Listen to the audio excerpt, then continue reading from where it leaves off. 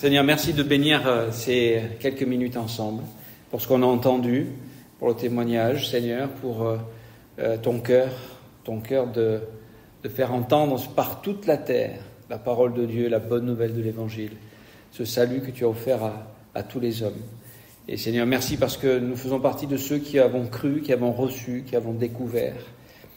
Et nous sommes des privilégiés. Seigneur, aide-nous à réaliser la grâce qui nous a été faite et le privilège qui nous est offert de pouvoir être de ceux qui partagent, de ceux qui annoncent, de ceux qui proclament, de ceux qui manifestent ce merveilleux salut. Nous n'avons rien en nous-mêmes, nous ne sommes pas meilleurs que les autres, mais nous avons découvert la grâce et apprends-nous à la partager, à la manifester, en tout cas à grandir dans ce projet-là, au nom de Jésus-Christ. Amen. Alors, la mission. Il y a des sujets dans l'Église qui sont pas toujours faciles. Si on avait choisi le thème de la prière, ça pince un peu.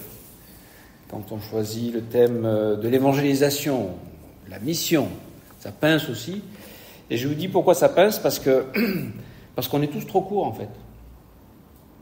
Et une chose qui est capitale de comprendre, c'est que chacun d'entre nous, on aura à se tenir seul devant Dieu. Et chacun d'entre nous, on a à vivre notre vie devant Dieu. Pas devant le pasteur, pas devant les frères, pas devant... Même si ce regard-là a beaucoup d'importance pour nous. Mais on vit notre vie devant Dieu. D'accord ? On doit vivre notre vie avec nos propres convictions.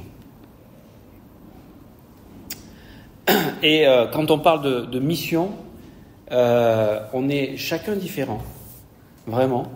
Et on n'est pas dans... La comparaison, ce n'est pas de Dieu. Donc on n'est pas à se comparer les uns les autres. On est à demander qu'est-ce que Dieu a en réserve pour moi. Et aujourd'hui, ma prière, ma démarche dans cette... j'ai beaucoup de notes que j'aimerais partager. Je ne pourrais pas tout partager ce matin, mais l'objectif que je souhaite atteindre, c'est que notre regard sur la mission change. Que notre regard sur la mission, j'ai noté quelques points. Je crois qu'on est prisonnier de préjugés, comme tu l'as mentionné tout à l'heure, André. On a une vision, voilà, il faut faire ça, il faut apporter du bien matériel. Évidemment, quand quelqu'un est en train de mourir, on va quand même s'occuper de son corps, de ses besoins matériels. D'accord ? Si quelqu'un a soif, on va lui donner à boire. Et on sera récompensé pour ça. La Bible le dit. Mais il ne faut pas oublier l'essentiel. C'est que si on fait que du social, on ne fait pas la mission que Dieu nous a confiée. Évidemment, ça va aller avec, mais l'essentiel, c'est le salut des âmes. L'essentiel, c'est que les gens puissent entendre l'Évangile. On ne va pas aller en Papouasie puis changer leur culture alimentaire. D'abord, ils n'auraient pas les moyens de manger à la française. Et puis peut-être ça serait pas... Voilà, Dieu a permis qu'ils mangent comme ils mangent. D'accord ? Et c'est vrai que souvent on a eu des préjugés que voilà, les missionnaires, ils viennent, ils apportent, avec leurs gros souliers, on est supérieurs, on va vous apporter la civilisation. Et il y a eu des erreurs de fait, il faut le reconnaître. D'accord ? Mais c'est pas pour autant que la mission, c'est pas le cœur de Dieu. La mission, c'est le cœur de Dieu. Et le plus grand des missionnaires, c'est Jésus. Lui, il a quitté son ciel, il a quitté sa gloire, il a quitté son confort, il a quitté la facilité, il a quitté la communion avec la Trinité. Il a tout abandonné sa gloire pour venir à notre rencontre. Et lui, il a changé complètement de culture. Et il est venu, lui qui était parfait, il est venu dans un monde de gens totalement pécheurs. Ça ne l'a pas empêché de venir. Donc si on a un exemple, le plus grand des missionnaires, c'est pas l'apôtre Paul, c'est Jésus. Paul, bien sûr, a eu sa part, hein, et nous avons chacun notre part. Et donc, il y a des préjugés. Peut-être, on a l'idée aussi, la mission, c'est pour les pros, c'est pour les professionnels. Hein, c'est pour le pasteur, c'est pour ceux qui sont payés pour faire ça. Hein, et nous, l'Église, on va payer des gens pour faire la mission. Donc, si on les a payés, nous, la mission, c'est bon. Hein, on est dégagé de ça. On peut penser, ah ben non, la mission c'est pour ceux qui ont le don d'évangéliste. Et oui, la parole de Dieu nous parle du don d'évangéliste, d'accord? Et il y en a qui ont ce don, ils parlent avec les gens, Pasteur Pierre, il parle avec les gens, et voilà, et les gens souvent sont touchés. Et ils amènent les gens à l'église, voilà, c'est un don, c'est vrai, mais c'est pas parce qu'on n'a pas ce don d'évangéliste qu'on n'est pas appelé à évangéliser, à témoigner. Et en fait, on va le voir, la mission, ça ne concerne pas une petite part de l'Église ou une élite ou des gens particulièrement consacrés. Non, la mission, ça concerne n'importe quel enfant de Dieu. Ce salut est offert à quiconque. D'accord ? Et maintenant qu'on l'a reçu, nous sommes devenus témoins de quelque chose. On est des témoins. Témoins de la vie de Christ qui a bouleversé notre cœur, qui a bouleversé notre façon de voir et notre façon de penser. Quelquefois, on peut se dire, oh ben non, moi je suis pas qualifié, je sais pas, je ne sais pas. Eh bien, l'Église, c'est un endroit où on se forme, où on apprend, où on étudie, où on grandit. Et le message de l'Évangile n'est pas très compliqué. D'accord ? C'est un verset, Jean 3,16, car Dieu a tant aimé le monde qu'il a donné son Fils unique, afin que quiconque croit en lui ne périsse point, mais qu'il ait la vie éternelle. Donc, je veux dire, un enfant le comprend, et un enfant peut même le partager, cet évangile. Donc, ça veut dire, il n'y a pas besoin de faire des écoles de préparatoires, des écoles d'ingénieurs, ou des écoles supérieures, l'ENA ou quoi que ce soit. Je veux dire, l'évangile, c'est pas compliqué. Hein, on doit tous pouvoir donner raison de l'espérance qui est en nous, en Pierre 3,15. D'accord ? Avec douceur, avec amour, avec simplicité. Donc, en fait, par rapport à la mission, on a beaucoup d'excuses, beaucoup de préjugés. Peut-être, on a peur d'être rejeté aussi. C'est vrai que, quelquefois, quand on parle aux gens, ils n'ont pas envie d'entendre l'évangile. Ils ont pas... Alors, aujourd'hui, j'ai jamais été agressé par quelqu'un, peut-être des fois des remarques pas très gentilles, mais c'est rare, je veux dire, on n'est pas, ou le mépris, bon, je veux dire, voilà, ça arrive, mais en règle générale, les gens, si on les aborde avec le sourire, avec gentillesse, voilà, ils nous, même s'ils veulent pas de traiter, ils veulent pas de traiter, c'est pas, on n'en meurt pas. Hein, on n'est pas insulté, on n'est pas tapé, on n'est pas mis en prison. Mais c'est quand même... En fait, on n'aime pas être rejeté, on n'aime pas être confronté, on n'aime pas être méprisé, on n'aime pas subir l'opprobre de Jésus-Christ. Alors on se dit, au moins, si je ne fais pas de mission, je suis tranquille, je ne vais pas avoir ce problème-là. Peut-être... je vous avais raconté cette histoire d'un jeune homme qui était chrétien et qui avait choisi de s'engager dans les marines. Et son père s'inquiétait un petit peu de sa vie sur un navire avec tant d'autres personnes un peu confinées, qui ne sont pas chrétiens, et il s'inquiétait un peu de ce qu'allait devenir son fils. Et peut-être de l'opprobre, parce que là quand tu es confiné dans un endroit et que tout le monde sait que tu es chrétien, c'est pas pareil. Hein. Quand tu vas dans la rue, tu ne revois pas les gens. Mais quand tu commences à ton travail, alors il faut de la sagesse, évidemment, parce qu'au travail, on est payé pour travailler, pas pour témoigner. Mais il y a quelquefois des opportunités qui sont là, et quand les gens commencent à savoir qu'on est chrétien, on va nous appeler le curé, on va nous appeler... on nous donne des surnoms, enfin voilà. Et des fois, on n'aime pas trop ça. Et donc ce papa s'inquiétait de son fils et il lui demande comment ça se passe depuis qu'il est engagé sur le bateau, tout ça. Et il dit tout se passe super bien, tout va très bien. Alors il était à la fois soulagé, à la fois interpellé par cette réponse. Et il lui dit mais par rapport à ta foi et tout ça, mais t'inquiète pas, personne ne sait que je suis chrétien. Et on rit. Mais parce que ça nous parle. On s'identifie facilement à ça. Parce que peut-être notre foi, elle n'est pas encore assurée, elle est fragile. Et puis si quelqu'un va donner un argument, on n'a pas la réponse. On se demande, oh là là, mais on n'a pas la réponse. Il y a des tas de choses... vous savez que les athées, il y a des tas de choses, ils n'ont pas la réponse non plus. Hein. Qui a la réponse? Personne. Sauf nous qui croyons en Jésus-Christ. Il est la réponse. Il est la vérité. Il est le chemin. Après, on peut aussi, et ça c'est plus dangereux, ne pas se sentir concerné.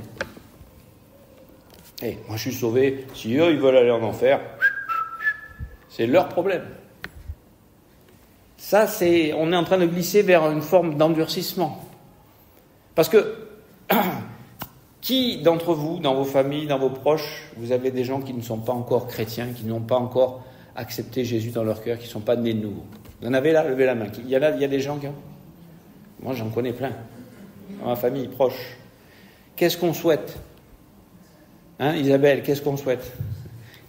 Il y a les deux Isabelle là, en plein aligné là. Qu'est-ce qu'on souhaite? Que ceux qu'on aime, ceux qu'on connaît, nos proches, nos parents, nos enfants, nos frères, nos sœurs, nos neveux, nos nièces, nos cousins, nos cousines, nos amis, c'est qu'ils connaissent le Seigneur, n'est-ce pas? C'est qu'ils soient sauvés. Parce que nous qui sommes ici, là, présents, et qui avons tant de joie et de plaisir à nous rassembler, à nous retrouver autour de l'œuvre de Christ, de la personne de Jésus-Christ, de la parole de Dieu.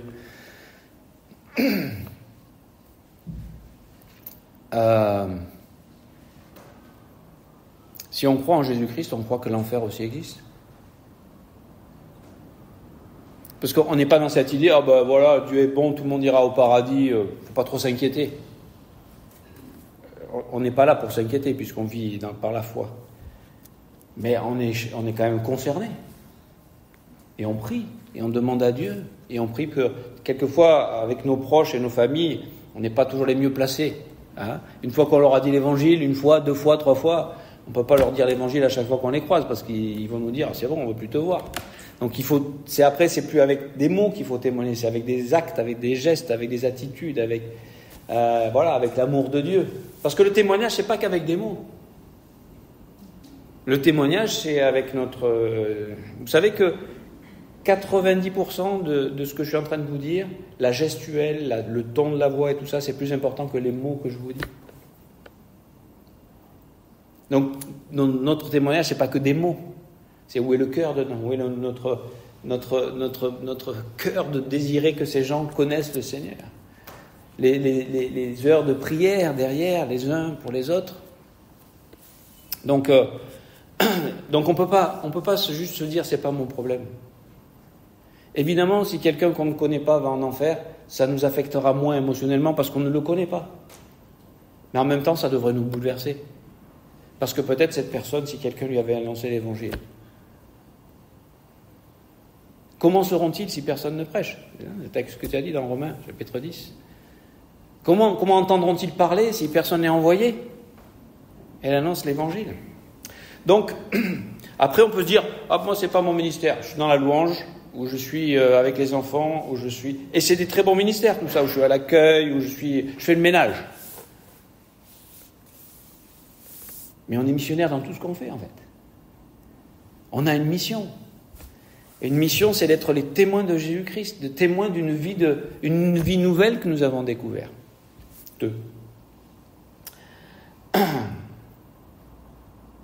Alors, je reviens un peu.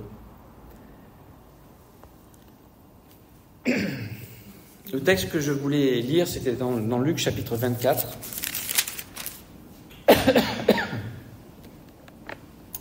Luc chapitre 24. Je vais lire quelques versets avec vous. On n'a pas le temps de lire tout le texte, mais peut-être ce soir, avant de vous coucher, trouver un moment dans cet après-midi pour lire tout le passage de Luc 24. Tout commence avec les femmes qui vont au tombeau pour continuer d'embaumer le corps de Jésus, qui a été donc mis au tombeau 3 jours avant. Et quand elles arrivent, elles sont saisies de frayeur, parce que d'abord, le tombeau est vide, mais surtout, il y a 2 anges qui lui apparaissent et qui leur disent « Pourquoi cherchez-vous parmi les morts celui qui est vivant ?» Il est ressuscité, et là, les anges leur disent « Souvenez-vous de ce qu'il vous disait. » Et souvent, nous oublions ce que Dieu nous a dit dans sa parole. ce qu'il est, ce qu'il a fait, ce qu'il nous propose, la mission dans laquelle il... Parce que, je veux dire, la mission, j'aime à penser comme ça, à découper la Bible en 3 parties. Je vous l'ai déjà dit, mais je vais le redire, peut-être qu'il y a des gens qui sont nouveaux, et puis c'est toujours bien de se rappeler ça. Parce que c'est comprendre l'importance de la mission, dans ce découpage-là. La première partie, c'est la création.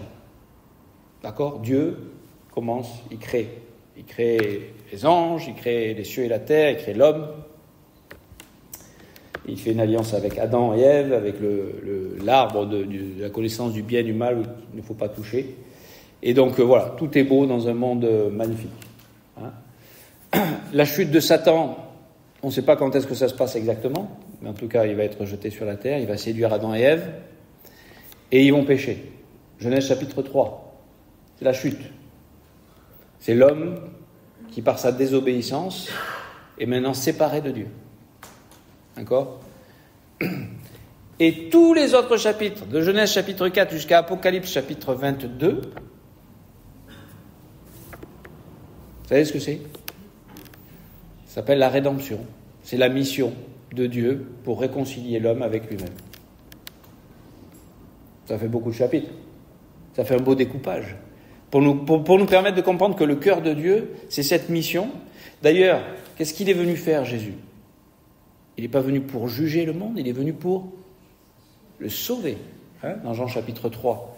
D'accord ? Verset 17. Il est venu non pour juger le monde, mais pour le sauver. Et ce qu'il désire, en 1 Timothée 2,4, c'est que tous les hommes soient sauvés.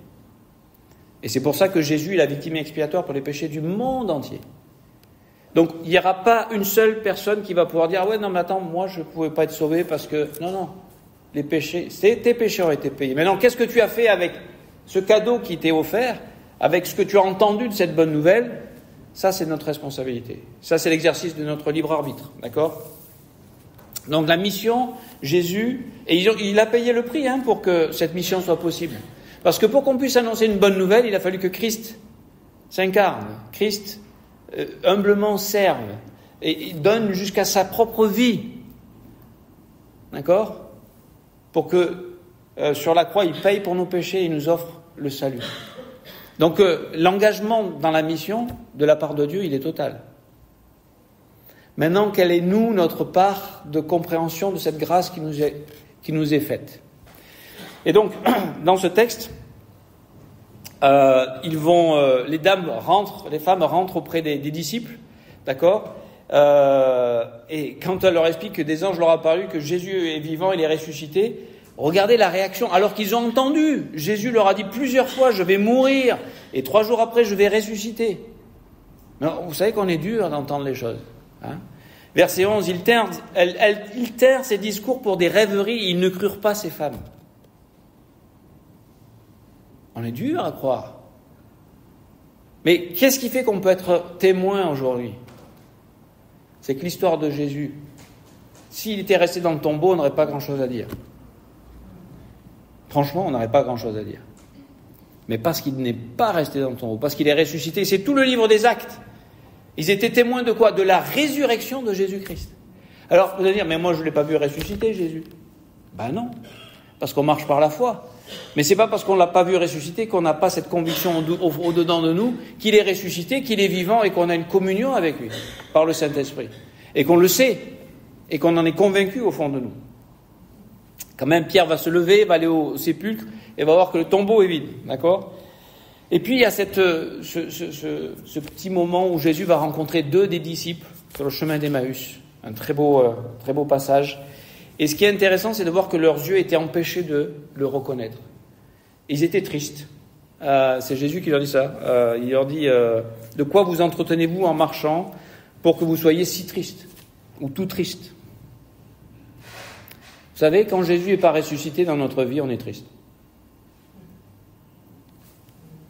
C'est pas plus compliqué que ça. Quand on a une connaissance de l'Évangile, mais qu'il n'y a pas une vie de résurrection en nous, il y a une tristesse qui s'installe. Il n'est pas bon, mon micro ? Si, vous m'entendez ? Non. Donc, Et il raconte, tu sais pas ce qui s'est passé, tu es le seul à pas savoir ce qui s'est passé à Jérusalem, parce que tout le monde est au courant de ce qui s'est passé, de Jésus, qui était un prophète, qui allait nous délivrer, on pensait que ça serait lui qui allait, nous délivrer Israël, et puis voilà, ça fait 3 jours qu'il est mort. Alors, c'est vrai, il y a des femmes qui sont allées au tombeau et qui ont trouvé le tombeau vide.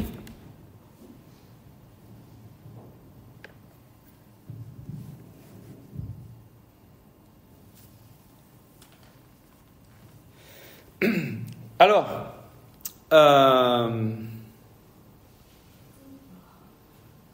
mais il dit, mais nous, et eux ils l'ont pas vu, nous on l'a pas vu, donc en fait, vous savez, on marche vraiment par la vue, et par les émotions, et par ce qu'on sent, et par ce qu'on peut toucher matériellement. Alors que Dieu nous demande de marcher par la foi. Il l'avait dit, il l'a fait, on le voit pas, mais c'est pas parce qu'on le voit pas qu'il est pas là, n'est-ce pas? Et donc, Jésus commence à leur expliquer. Ne fallait-il pas que le Christ souffrit ces choses et qu'il entra dans sa gloire, verset 26.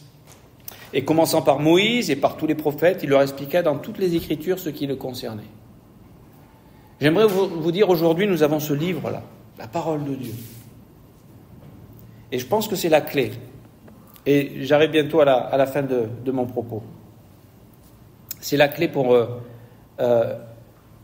avoir un fondement solide, qui n'est pas visible, mais parce qu'on parle de choses, la bonne nouvelle parle de choses qu'on ne peut pas toujours palper, puisqu'on parle de l'avenir, on parle de l'éternité, on parle de ce qui se passe après la mort, on parle de notre destinée, d'accord ? Ces choses-là, on ne peut pas les quantifier, on ne peut pas les peser, on ne peut pas faire une expérience scientifique, d'accord ? Donc, il faut un acte de foi, et la parole de Dieu est le fondement de notre foi. D'accord ? La foi, c'est parce qu'on écoute la parole de Dieu. Et ce que je vais vous dire, c'est que, en fait, Dieu est en train de travailler chacun de nos cœurs à différentes mesures, à différentes saisons aussi, pour que ce projet de mission qui est le sien devienne de plus en plus aussi le nôtre. Et pas juste réservé à quelques-uns, à des professionnels comme les touches ou le pasteur, que chacun d'entre nous, on prenne la mission de Jésus-Christ à cœur. À notre mesure, à notre place, dans la saison dans laquelle on est, dans notre compréhension de l'Évangile, avec la foi que nous avons maintenant. Mais que nous soyons dans un chemin où la mission va prendre de plus en plus de place dans notre vie. Où la mission va devenir quelque chose de réjouissant pour nous, d'enthousiasmant. Donc, on comprend que dans les Écritures, pour que l'Évangile puisse être communiqué, il a fallu payer un prix. Et j'aimerais vous dire que dans la mission à laquelle Dieu nous invite, il y a un prix à payer. Et c'est souvent ce prix-là qui nous fait peur. Et nous, on veut préserver, on veut garder. Et pour ceux qui n'ont pas encore vu ce film qui s'appelle La Forge, qui peut-être si David l'a vu, tu l'as vu, il y a à un moment donné une discussion que je trouvais assez intéressante et qui va bien avec ce que je voulais vous communiquer ce matin. Un des hommes qui essaye d'encourager un jeune homme à avoir un autre regard sur la vie, sur sa vie. Parce qu'en tant que jeune, des fois, on n'a pas de vision pour notre vie, on peut être désœuvré, on pense à s'amuser, à se distraire, à s'occuper, à passer le temps. Bien sûr, il faut faire quelques études, donc on fait un peu le minimum, d'accord ? Mais voilà, on vit sa vie et on ne sait pas où on va, on ne sait pas ce qu'on veut devenir, on ne sait pas on n'a pas de projet trop pour sa vie. Et il lui dit, quand j'étais jeune, ma mère m'a dit ceci. Comment est-ce que tu veux vivre ta vie ? Comme une vasque ou comme une source ? Et nous vivons dans un monde qui nous propose de vivre une vie comme une vasque, où on reçoit, où on prend, où on se sert, où on exploite les richesses des uns des autres, des relations, des matériels, spirituels, culturels, des uns et des autres, pour essayer d'exister, de devenir quelqu'un, de s'enrichir. On est dans un système de prendre, de consommer. Et puis il y a une autre façon de vivre. Mais cette autre façon de vivre, on a besoin de l'aide de Dieu. Dans Jean chapitre 7, Il dit, celui qui croira en moi, il y a des sources d'eau vive qui couleront de son sein. J'aimerais vous dire qu'on peut être une fontaine. Quel est le message simple de Jésus, si on devait le résumer en une phrase? Aimez-vous les uns les autres comme je vous ai aimé. Et est-ce que ça c'est réservé à une élite? Non, ça c'est pour tous les croyants, pour tous ceux qui ont accepté ce salut, tous ceux qui sont nés de nouveau. Hein? Et donc, il n'y a pas de plus grand amour que de donner sa vie. Sa vie, ça coûte cher. Vous savez, notre problème, on aime trop notre vie. On est égocentré, on est des vasques. Tout tourne autour de nous. Mais j'aimerais vous dire, l'univers ne tourne pas autour de toi ni de moi. Il tourne autour de Jésus-Christ. Et Dieu nous propose d'être christocentrique. J'invente un mot, mais vous comprenez ce que ça veut dire. D'être centré sur Jésus-Christ. Lui, il est le roi. Lui, il est le Seigneur. Lui, il est le Tout-Puissant. Lui, il est le souverain. Lui, c'est lui qui tient tout dans ses mains. Et nous, on choisit d'être en lui. Et de vivre cette vie par lui. Et d'avoir des ressources que nous n'avons pas. Les ressources qui nous sont données par les promesses de la parole de Dieu, par la puissance du Saint-Esprit, pour vivre une autre vie. Qui, au lieu de chercher à prendre et être intéressé par les autres, on est prêt à donner quelque chose aux autres. Donner gratuitement ce qu'on a reçu gratuitement. L'évangile, c'est gratuit. On peut donner et on va donner. Et la Bible nous dit que celui qui préservera sa vie ou gardera sa vie la perdra. Mais celui qui la perdra, celui qui la donnera, celui qui la mettra au service des autres, à cause de l'évangile, à cause de Jésus-Christ, il va la trouver. Et en fait, je veux vous encourager, nous encourager ce matin à accepter qu'on rentre dans ce processus. Où, au lieu d'essayer de se servir, on puisse commencer à se mettre au service des autres. Parce qu'on comprend l'œuvre de Jésus-Christ dans notre vie. Et ce qui se passe, c'est que Jésus va venir rencontrer les disciples. Pendant qu'ils étaient à table avec eux, donc Jésus... j'ai sauté un... Non, c'est un peu plus renversé, 36. Tandis qu'il parlait de la sorte, donc les disciples d'Emmaüs sont revenus à Jérusalem pour voir les disciples et leur dire, voilà, le Seigneur, il est ressuscité, on l'a vu. Tandis qu'il parlait de la sorte, lui-même, donc Jésus, se présenta au milieu d'eux et leur dit, la paix soit avec vous. Saisis de frayeur et d'épouvante. Je lisais une dévotion en tout début d'année. On a une idée de Dieu.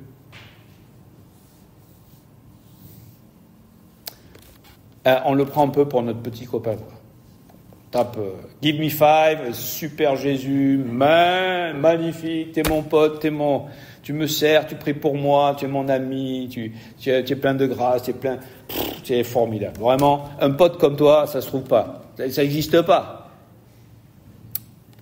Alors c'est vrai qu'il a cet amour, c'est vrai qu'il veut cette intimité, c'est vrai qu'il veut cette proximité.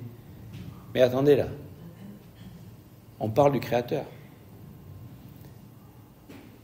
Et il doit y avoir une certaine mesure. Bien sûr que Dieu veut qu'on soit proche de lui, mais face à la gloire, face à la majesté, face à la lumière, face à la perfection, face à la sainteté, face à la toute-puissance, mais qui en est, nous? Qui en est pour tenir une seule seconde dans sa présence? Qui en est pour qu'il nous dise, hey, je te confie une mission. Je voudrais que tu sois mon ambassadeur. On fait des fonctions d'ambassadeur. Je voudrais que tu œuvres avec moi dans cette mission. Je voudrais que tu sois une épître vivante. L'apôtre Paul dit, on est une lettre écrite. Vous êtes une lettre écrite. Que les gens puissent lire Jésus en nous. Parce qu'ils vont voir une autre façon de vivre. Pas quelqu'un qui vient pour prendre, mais quelqu'un qui vient pour donner. Ça change tout, mes amis. Quelqu'un qui peut aimer parce qu'il a été aimé. Donc, saisi d'épouvante et de frayeur. Après, Jésus les rassure, il a dit, voilà, voyez mes pieds, mes mains, touchez-moi, il va manger avec eux. Verset 40. Et en disant cela, il leur montra ses mains et ses pieds, comme dans leur joie. Alors là, on est passé de la tristesse à la joie. J'aimerais vous dire que quand on accepte de grandir dans l'œuvre, quand on accepte de coopérer à la place que Dieu offre à chacun d'entre nous, d'ambassadeurs, de co-ouvriers avec lui, d'épîtres vivantes, et qu'on prend cette mission à cœur, on passe de la tristesse à la joie. On passe d'un mort, d'un Jésus dans le tombeau à un Jésus ressuscité. Et c'est ce qui nous enthousiasme en fait. Parce que, faut être bien clair, le salut que Jésus a offert à l'humanité, il est gratuit. Et il n'y a pas une petite astérix à la fin du contrat en disant « Ouais, non, mais en fait, maintenant que tu es sauvé, il va falloir rembourser, il va falloir prouver, il va falloir payer, il va falloir... tout ce que j'ai fait pour toi, maintenant, il va falloir faire un peu quelque chose. » Je veux dire, pour la mission, on est obligé de rien.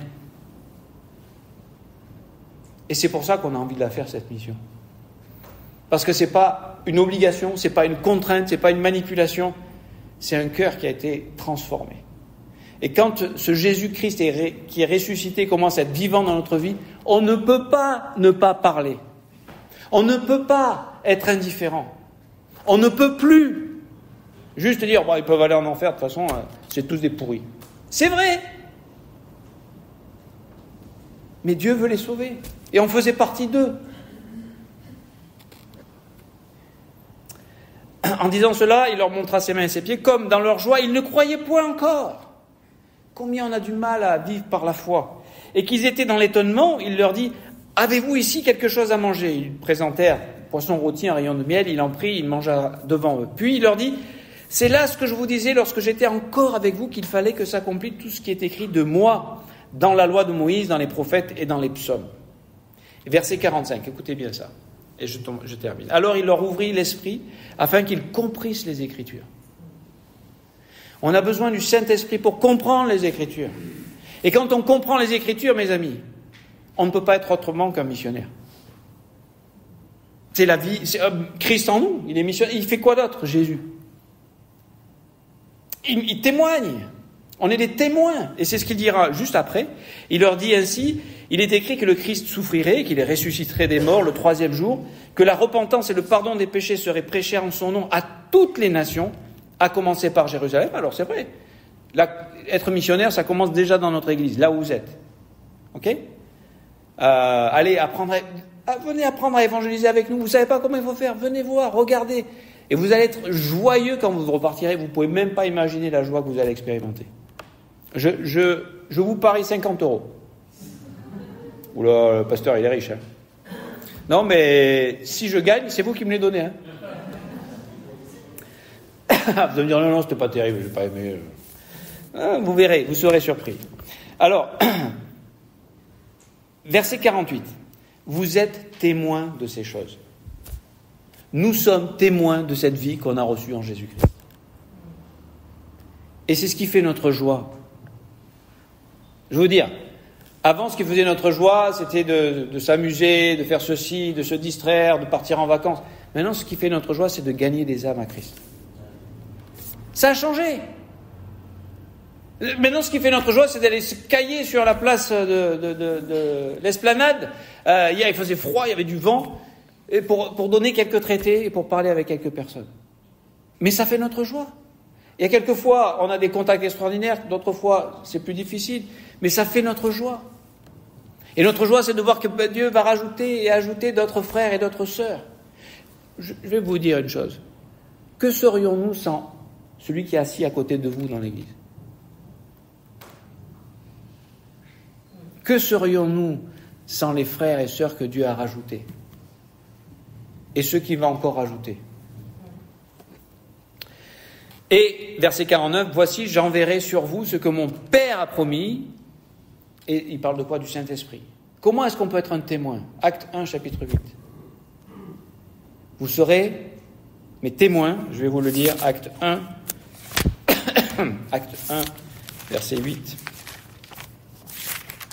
Et tout le livre des actes commence grâce à acte 1, verset 8. Et toute notre vie chrétienne et notre mission est possible grâce à acte 1, verset 8. Je vais arriver à le trouver. Il se cache, il est là. Mais vous recevrez une puissance, le Saint-Esprit survenant sur vous, et vous serez mes témoins. À Jérusalem, dans toute la Judée et jusqu'aux extrémités de la terre. Vous savez quoi? On est un petit groupe à partir au Maroc. C'est une mission de 5 jours. Qu'est-ce que Dieu va faire pendant 5 jours? On va voir. Mais on croit à Dieu. Et je veux vous encourager à juste dire, ok, pourquoi je suis là, ici, sur cette terre? Juste pour m'enrichir, juste pour avoir plus d'argent, juste pour avoir plus de ceci ou plus de cela? Pourquoi je suis ici? Pourquoi je suis là? Vous voulez connaître Jésus-Christ? Vous voulez connaître mieux Jésus-Christ? Ben, marchez avec lui. Et vous savez ce qu'il fait, Jésus? Il est en mission tout le temps. Tout le temps.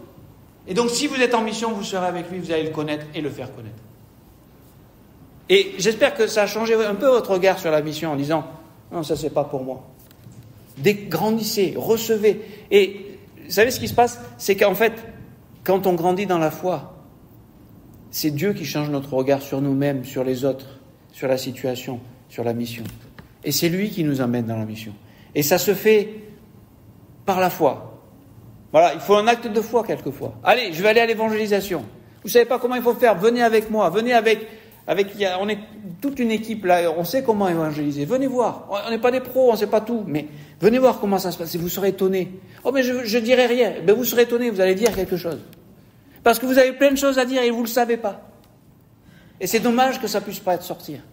Et si vous êtes entraîné à évangéliser dans la rue, vous serez prêt pour évangéliser votre famille et vos proches. Et petit à petit, qui sait, peut-être certains d'entre nous seront appelés à faire comme la famille Touche pendant une saison, de prendre leurs affaires, 2-3 valises et de partir au bout du monde. Et peut-être quelques âmes. Vous savez qu'on a des frères et sœurs en Papouasie-Nouvelle-Guinée? Peut-être on ne les connaîtra pas d'ici-bas sur cette terre. Mais quand on va arriver au ciel, on va les connaître. On a des frères et sœurs partout dans le monde. D'accord? Et peut-être il y en a quelques-uns qui attendent juste qu'on vienne pour leur dire. Vous imaginez? Dernier point, parce qu'il faut que je m'arrête. Mais le dernier point, on est riche. On est trop riche. Et j'aimerais vous défier, nous tous ici, l'Église. La mission a besoin de moyens. La mission a besoin de finances. On fait une offrande missionnaire chaque mois. On va développer pour vous présenter qui on soutient et tout ça. Mais j'aimerais qu'on puisse doubler les offrandes missionnaires. On donne aujourd'hui, combien on donne, pasteur François? Par mois, à peu près 200, 300, 200 euros? À peu près, on récolte. Peut-être pas, 150 euros, 200 euros. Moi, j'aimerais qu'on puisse aller jusqu'à 400 euros. Qu'on puisse soutenir. Et peut-être envoyer un missionnaire, une équipe missionnaire à Madagascar. Ils attendent. Pourquoi on n'irait pas? Ou en d'autres lieux. Ça serait pas merveilleux, ça? Et que chacun d'entre nous, on a ça à cœur, on prie pour ça, on demande au Seigneur, et on laisse le Seigneur œuvrer dans notre cœur, nous donner des convictions. Et il faut que je m'arrête, parce que sinon on ne pourra pas partir au Maroc tout à l'heure. On va manquer notre avion. Est-ce qu'on a des nouvelles pour toi? On ne sait pas, on verra à l'aéroport. On va prier pour Monel, parce qu'elle n'a pas un passeport français, il fallait un visa, et on s'en est rendu compte trop tard, un peu tard, donc on va voir si le visa l'attend à l'aéroport ou pas, et qu'elle puisse partir avec nous, d'accord? Priez pour nous, pour cette semaine, et priez peut-être que l'année prochaine, vous ferez partie de l'équipe, d'accord? Vous êtes les bienvenus, et on va demander au Seigneur sa bénédiction. Père, merci pour l'Église, merci pour le corps de Christ, merci pour cette mission merveilleuse à laquelle tu nous invites, le privilège d'être tes témoins, tes ambassadeurs, co-ouvriers avec toi. Merci parce que c'est ton œuvre et nous on marche avec toi et tu peux nous utiliser pour notre joie et pour ta gloire. Et je te demande de façonner nos cœurs, de mettre la mission comme quelque chose de prioritaire dans nos emplois du temps, dans nos pensées, dans nos prières et d'être des lumières et le sel et la lumière de ce monde auprès de nous et de Jérusalem jusqu'aux extrémités de la terre. Parce que nous croyons en toi, un Jésus ressuscité et vivant qui agit aujourd'hui dans le nom de Jésus-Christ.